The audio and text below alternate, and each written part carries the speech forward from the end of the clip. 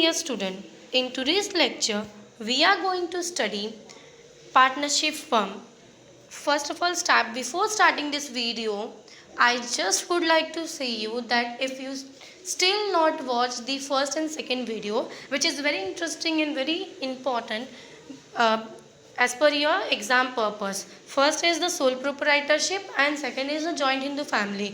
Please go and watch this video. It is very useful for your exam purpose while writing the answer. So in this video you are going to see partnership firm. So friends, what is the meaning of partnership? Partnership is only about the partners.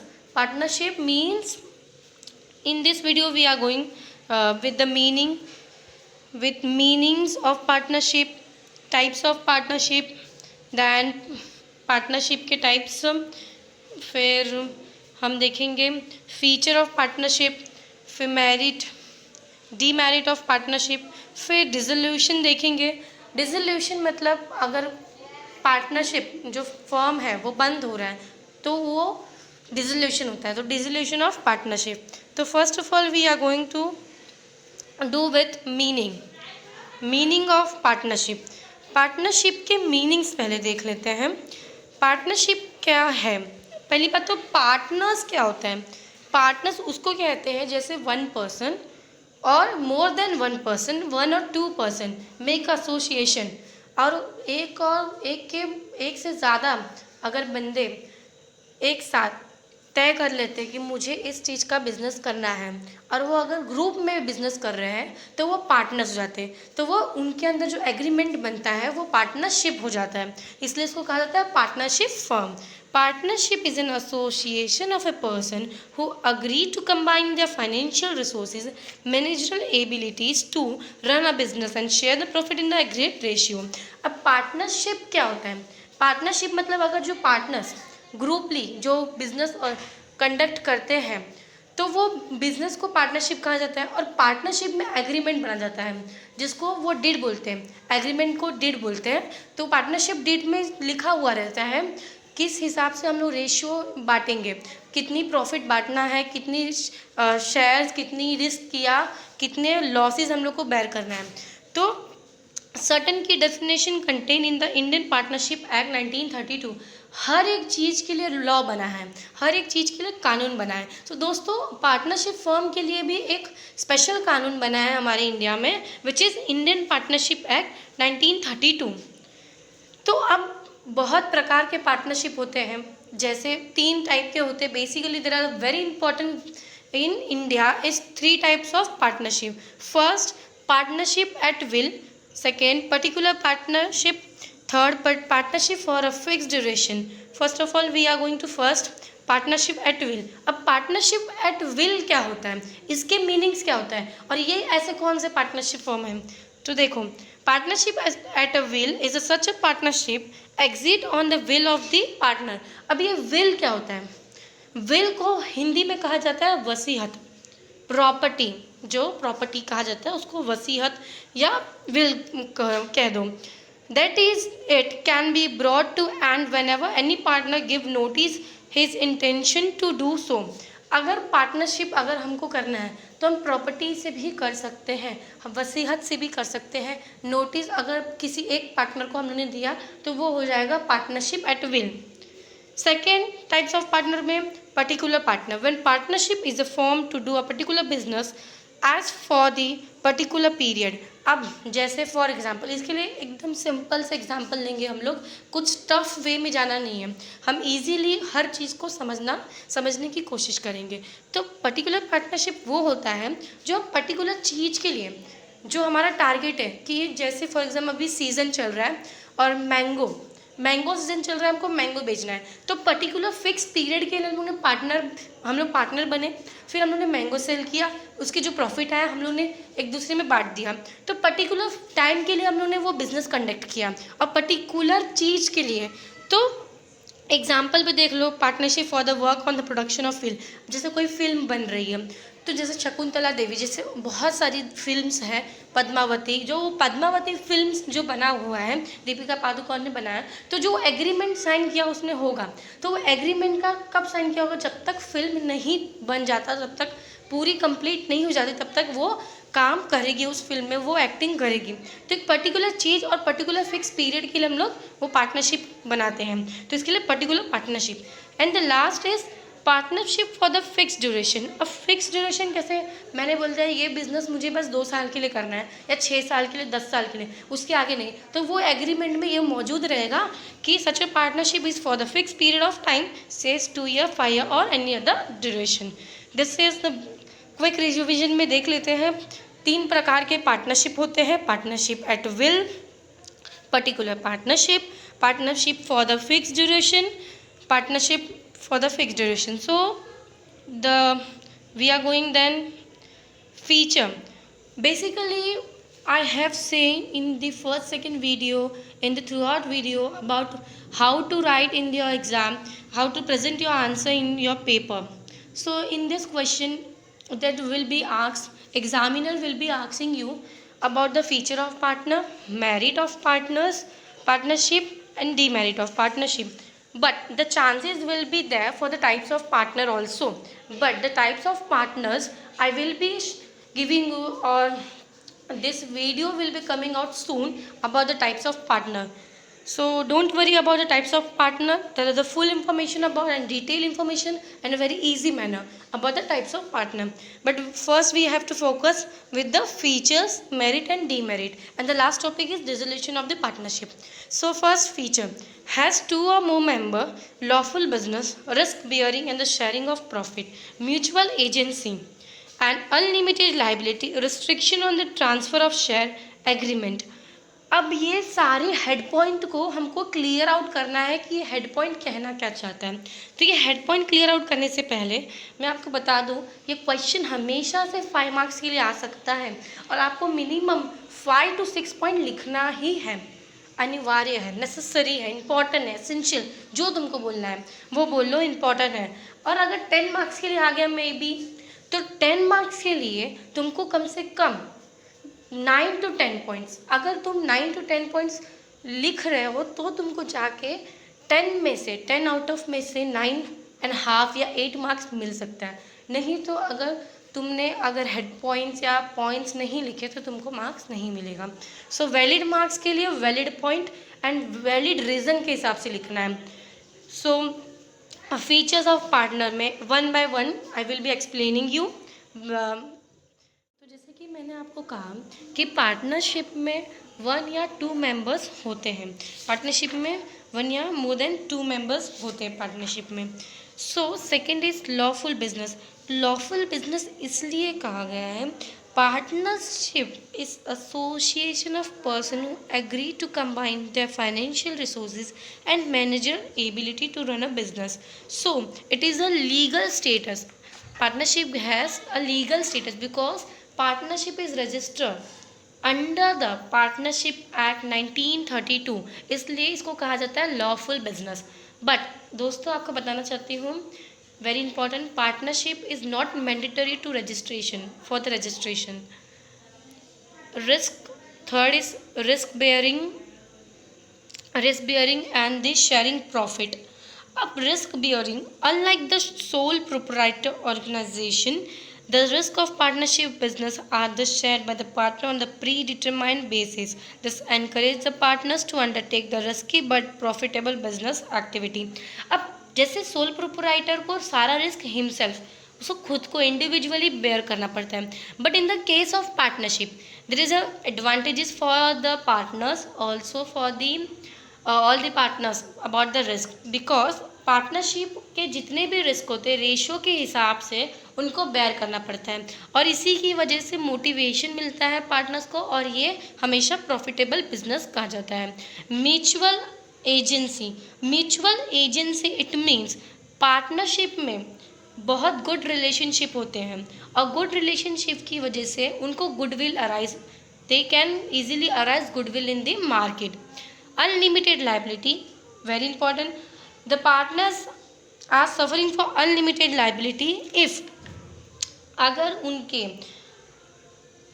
Liabilities increase होते हैं और asset कम है तो उनको personal property भी बेचना पड़ सकता है, इसीलिए इनके अनलिमिटेड लाइबिलिटीज़ हैं पार्टनरशिप के। And the second fourth is restriction on transfer of share. देखो, जॉइंट स्टॉक कंपनी में share transfer easily transferable of share हो सकता है, बट पार्टनरशिप में there is a restriction of the transfer of share agreement. अब ये agreement जो बनता है ये बिजनेस में, सॉरी पार्टनरशिप में, तो जिसको मैंने बोला कि पार्टनरशिप डिड, कहा ना मैंने, पार्टनरशिप डीड जो होता है वो एक एग्रीमेंट की तरह होता है। Partnership deed is also known as partnership agreement, is a document that outlines in the detail the rights and responsibility of all the partner to business operation. उस डीड में सारे पार्टनरशिप के duties, obligations, rules and regulation सब लिखा हुआ रहता है, उनको वो चीज़ रिस्पॉन्सिबिलिटी वो सब ये सब उनको निभाना है। It has force of the law and is design to guide the partners in conduct of business. It is help in the preventing the disputes and disagreement over the rule of each partner in the business and the benefit which are due to them. The key ingredients of the partnership deed are given below. The definition and the vital information.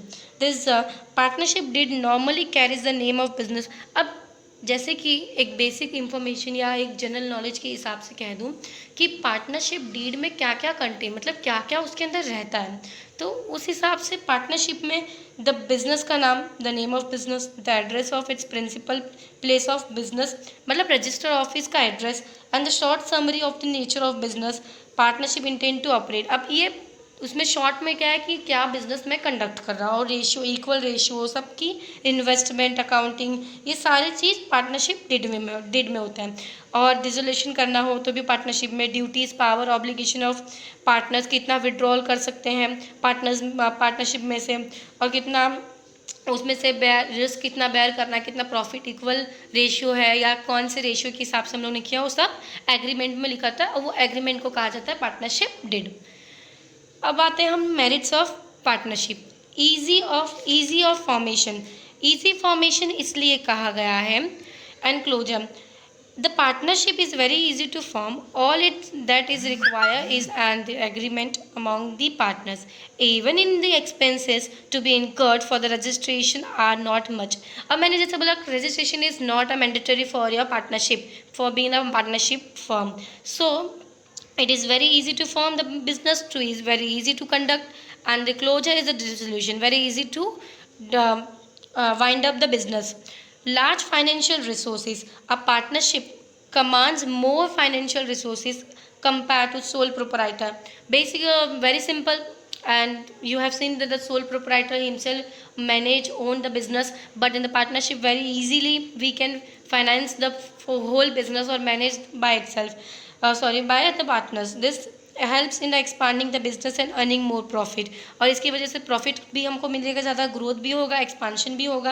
As an when a firm requires more money, more partners can be admitted. if we require more money, more investment, more growth, increasing in the growth, if we want increase in growth, expansion, then we can admit new partners, we can add many more partners, how much we want. So, last is fourth is better decision making. In partnership there is a balanced decision making. In the partnership, firm decision are taken very better way considering all major aspects of problem. This ensure not only the balanced business decision but also removes difficulty in smooth implementation of those decision.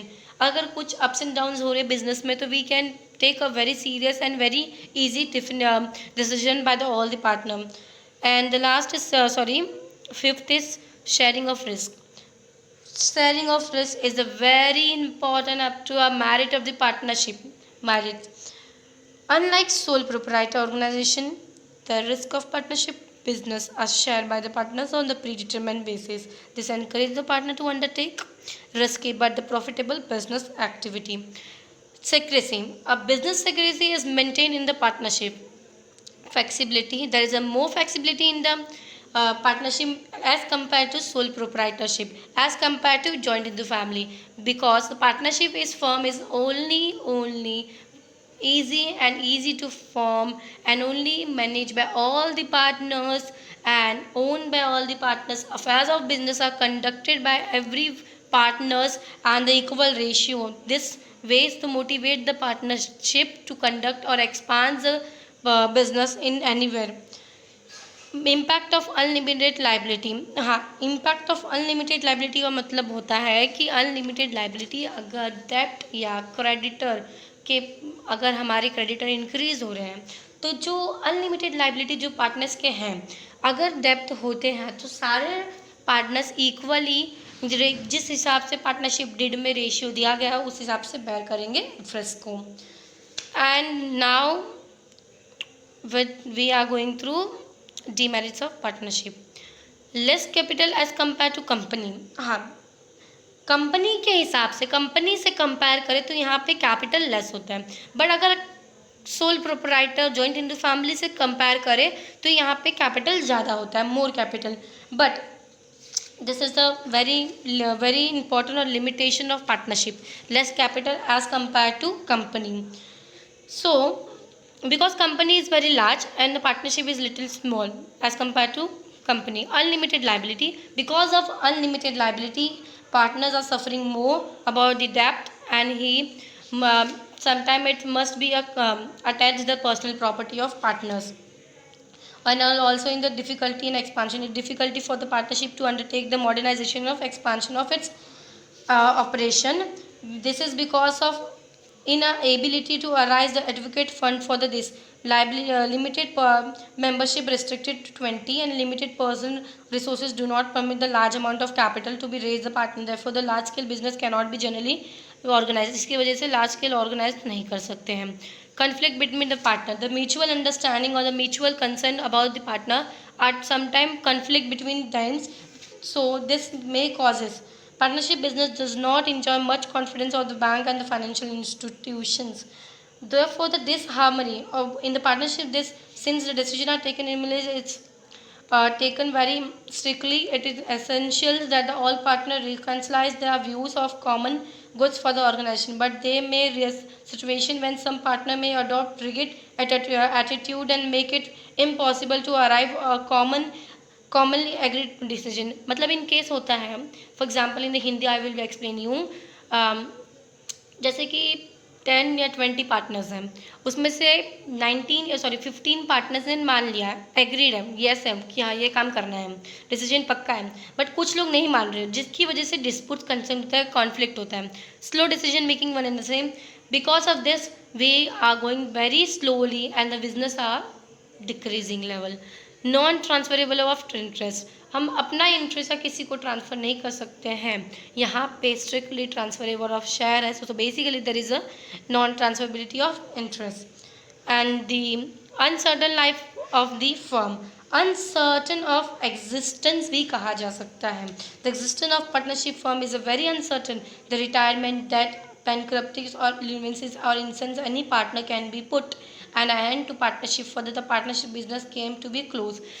इसकी वजह से अनसर्टी of life हो सकता है, जिसकी वजह से partnership बंद हो सकता है, और बंद होना मतलब dissolution of partnership, winding up जिसको भी कहा सकता है. Less public confidence, public confidence इस पर बहुत कम होता है. जैसे for example banks and the financial institution, it is because the nature of activity it is not disclosed at public and the agreement among partners is not regulated by any law. और बाकी जितने भी partnership में जो agreement बनता है वो partnership के हिसाब से बनता है अप टू पार्टनरशिप, तो वो बाहर आउटसाइडर को शो नहीं किया जाता है. एग्रीमेंट या हुआ या पब्लिक नोटिस या वगैरह कुछ भी, तो इसकी वजह से ये रेगुलेट एनी बाय लॉ के हिसाब से नहीं होता है. यहाँ पे पब्लिक कॉन्फिडेंस लेस हो जाता है. As a result the large financial resources cannot be raise by the partnership and the growth of business cannot be insure. This is demerits of partnership. I have completed all the merits, features and the meaning, partnership meanings and the types of partnership meaning have done.